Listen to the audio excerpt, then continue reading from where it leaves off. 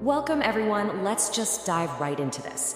Today we're walking through a really fascinating explainer of a famous narrative rooted in Islamic history, a story centered all around Mount Uhud. We're going to break down an event that perfectly combines the raw, totally unpredictable power of nature with just an unbelievable display of composure, and ultimately a chillingly accurate historical prophecy. As always, we'll be relying directly on our source material to guide us through this incredible moment in time. So think about this. Can a violently shaking mountain be silenced by a single command? I mean, it sounds like something straight out of a cinematic epic, doesn't it? But according to the historical accounts we're examining today, this is exactly what went down. I want you to just keep this hook in your mind as we unpack the dramatic power of this story. We're about to look at an incident where the physical world itself seemingly bends to sheer force of character. All right, let's begin with section 1, the peaceful walk. Let's set the scene here. Picture the deeply serene setting at Mount Uhud. Our source describes this vast, quiet desert landscape stretching way out into the distance. The environment is perfectly calm. You've got this cool, gentle desert wind blowing, but other than that, total, absolute silence.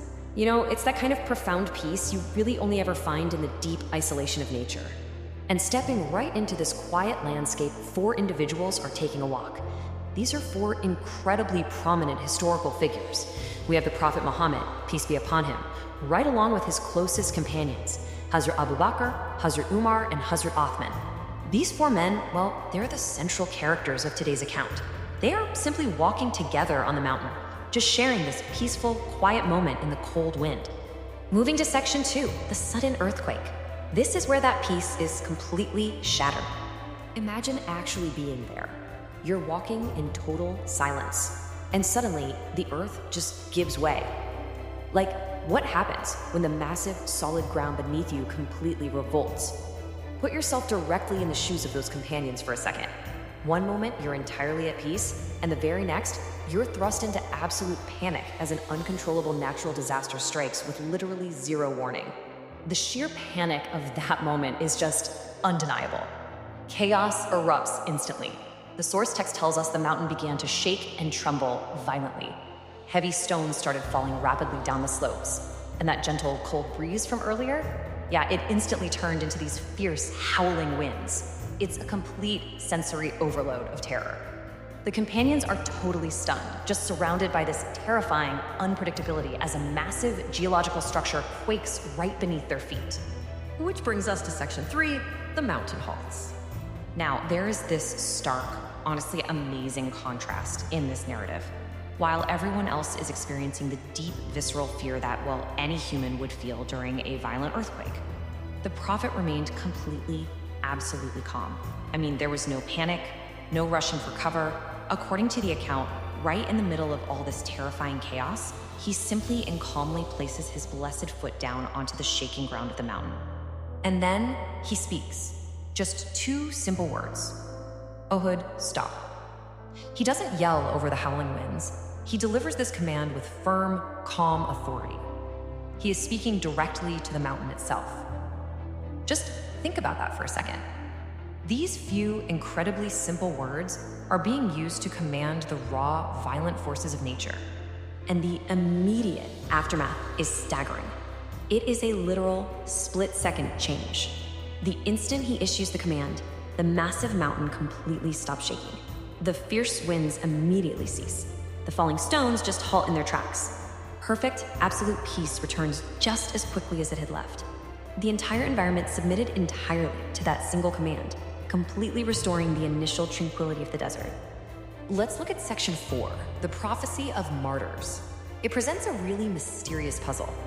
So, standing there on the newly quieted mountain, the Prophet utters this exact quote to Mount Uhud.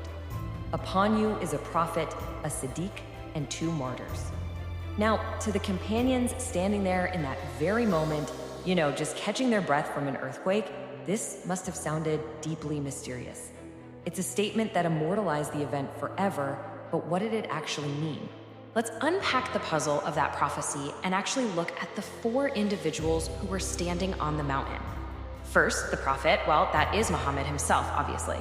Second, a Siddiq, which translates to a truthful one, a title historically belonging to Hazrat Abu Bakr. And then he explicitly mentions 2 martyrs. Well, the remaining 2 men standing on the mountain were Hazrat Omar and Hazrat Uthman. As you'll see, history unfolded exactly as the text describes. The prophecy was declared that day at Mount Uhud while all 4 men were perfectly alive and well. But years later, history records that Hazrat Ammar was indeed martyred. And following him, Hazrat Uthman was also martyred. The source really emphasizes the astonishing accuracy of the prophet's words here. In that quiet moment right after the earthquake, he had actually revealed the eventual tragic fate of his 2 closest companions, long before it ever came to pass. Finally, we arrive at section 5, A Mountain's Love. Let's explore the deeper meaning here. The source points out something absolutely fascinating. This wasn't just highlighted as some temporary, fleeting miracle. No, it's actually presented as permanent evidence of a unique status. A status where inanimate nature, the stones, the trees, and even massive geological structures like mountains, inherently recognize his authority and his presence. The mountain didn't just stop out of physics, right? In this narrative, it stopped out of pure recognition. And this dynamic is perfectly captured in our final quote from the source. Uhud loves us, and we love Uhud. It's such a beautiful, concluding sentiment. It frames the relationship between the prophet and this massive rocky mountain, not as one of fearful dominance or, forceful subjugation, but of deep mutual affection.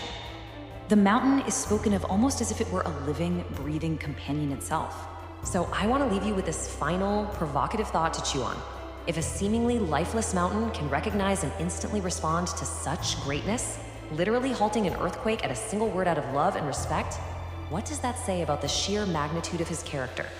It's an incredibly powerful narrative about composure, prophecy, and our connection to the natural world around us. Thanks for walking through this explainer with me, and I highly encourage you to keep reflecting on the immense scale of this fascinating historical account.